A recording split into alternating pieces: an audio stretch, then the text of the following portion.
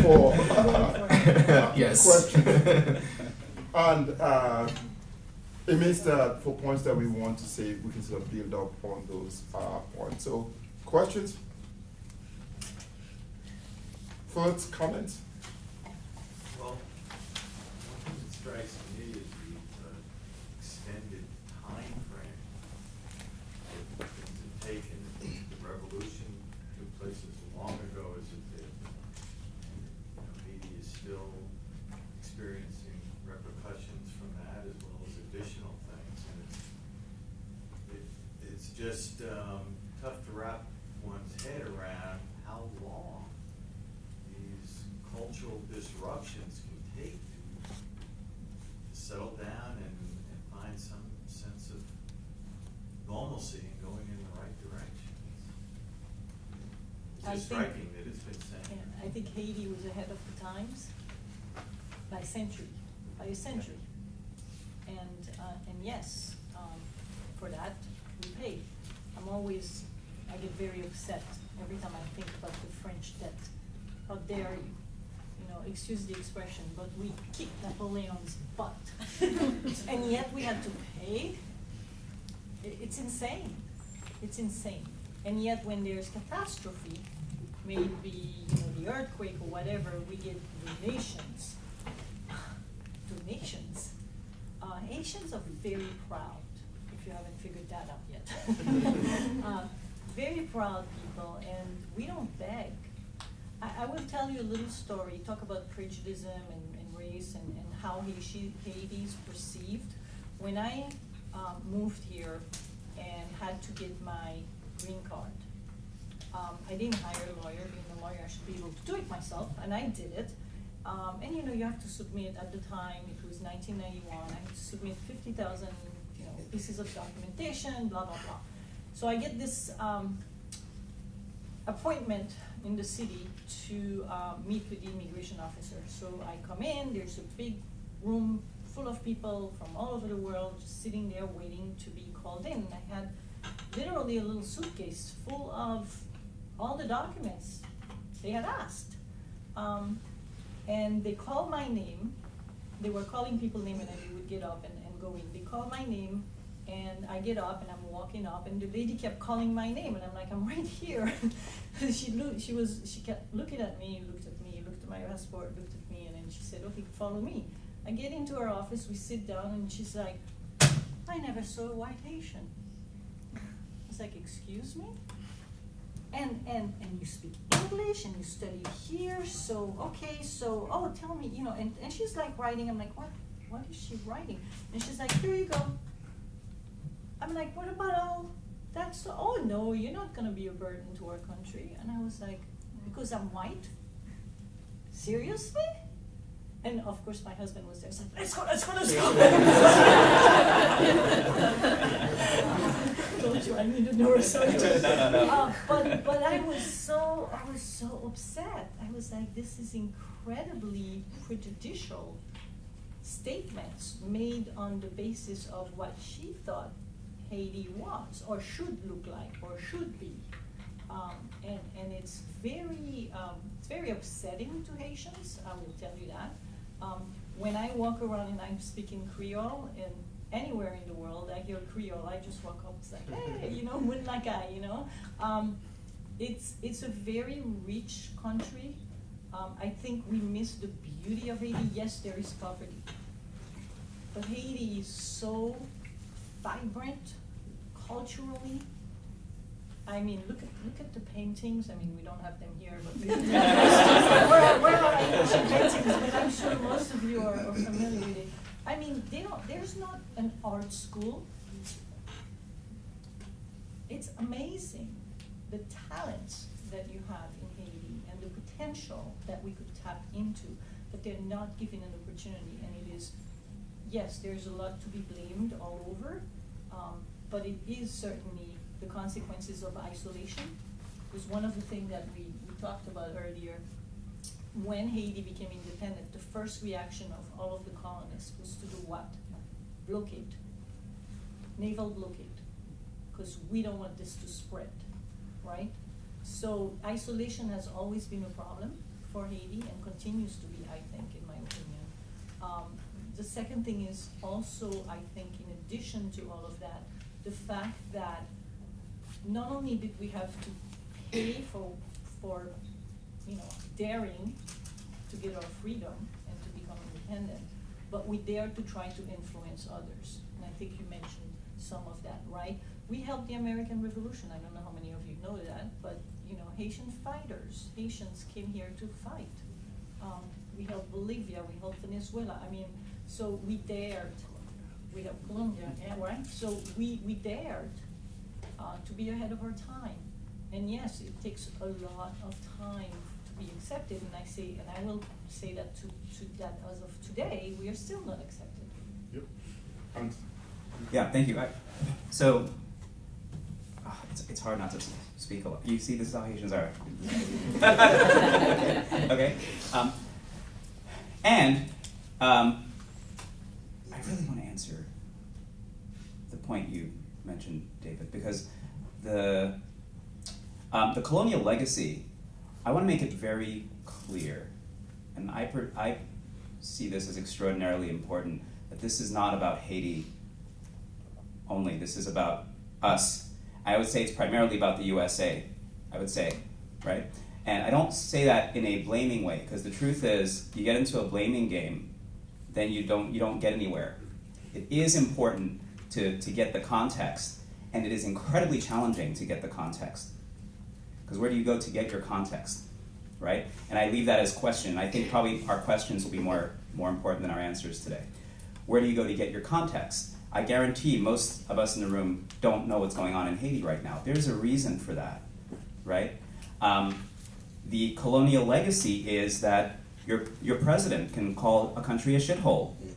And like that actually happens in 2018. That's your reality that you're living in. But you can't even pretend it's Haiti. So I'm in Boston right now, getting this degree. A white family in Boston, the median income of a white family in Boston right now is about $247,000. Do you know what the number is for a black family in Boston? Let me get some guesses. 2,000. A second guess? Oh, income? The median household income for a black Well, family. then it would be 20,000. 20,000? 75. 75? One more guess. 40. 13. $8. What? Income? Or 8.00 cents. $8.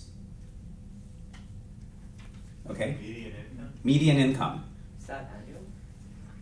Yes. Okay? So, I want to say, wake up, right? This is not just about Haiti, right?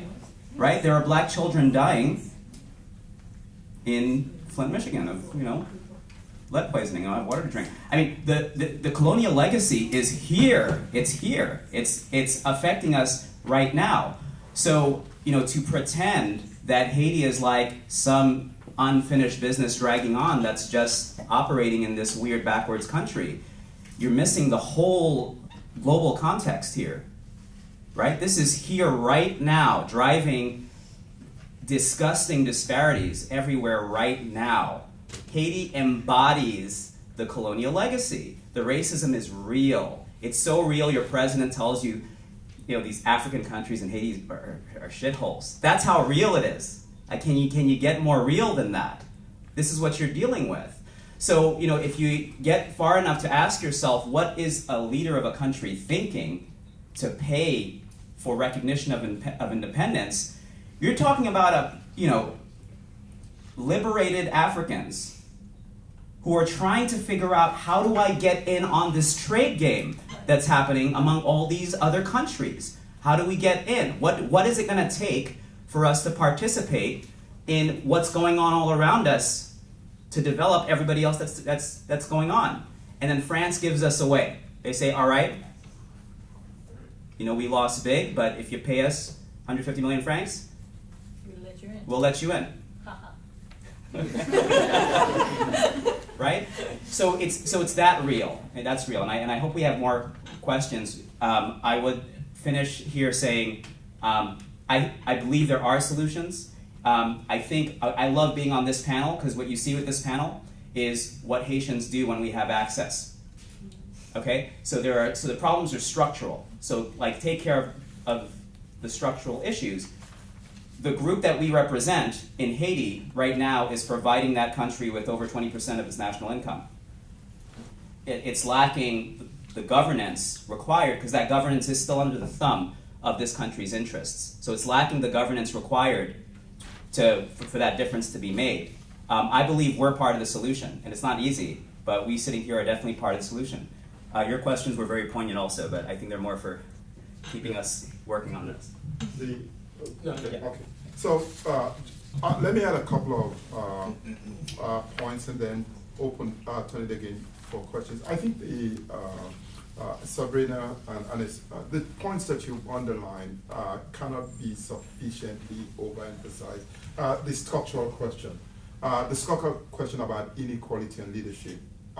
So how do advanced and developed countries, even when they have bad leadership, survive? Because you have a robust system. So the notion of poor and bad leadership, in the way in which it becomes emblematic of quote-unquote post-colonial and developing countries, we should be very wary of that. There is nothing particularly special about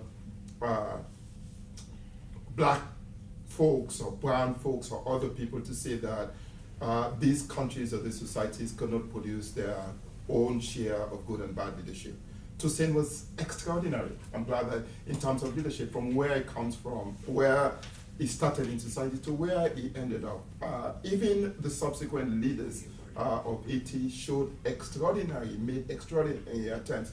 One of the, looking at Laurent Dubois' book on Henri Christophe, who is seen usually as a buffoon, as somebody who declared himself monarch. And what he did was excavate Henri Christophe's political processes. You know, there's something in this that is so foresighted in terms of how he wants to transform Asian society, but the world doesn't see that foresighted thinking. What it sees is the problem. Second, we're living in a world of extreme inequality. The Asian society is a stratified society. Most societies around the world, including the United States, is a stratified society. We're living in a time of really super and hyper greedy elites in the world. We're living in a world where we have an elite that is less responsive and willing to carry its own social burden and far much more accumulative than any other elite that has historically lived. The elite that we have now is in a way similar to the elites of the 17th and 18th century in terms of the rapacity and the rate at which they're incredibly amassing wealth. This is not a third world phenomenon. This is not a developing world phenomenon. This is a global phenomenon. One of the biggest issues of our time is of global inequality. What that means is that, as you rightly pointed out, the countries which are at the other end of this global unequal economic system are catching hell. And we have a structure here that tends to reproduce the worst rather than the best. There are countries in Asia that are getting out of that particular trap, but there are other countries which, as you underline, partly because of colonial and racial reasons, just find it very difficult to get out of there.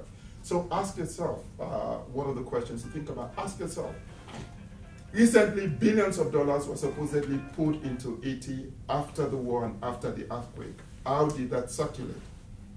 Well, some of that went to the local elite, some of that money went to the international elite. So it was money that never left the pledge basket that was made. So when European countries put into that pledge basket, when the United States put into that pledge basket, it never left the pledge basket. In the sense that it paid Haiti's debt, it also paid an aristocracy of people who are circulating around the world, some of which are aid workers and international organizations, people who get paid 10, 15 times what local people who can do similar work get paid. So some of that we need to put on the table. I see.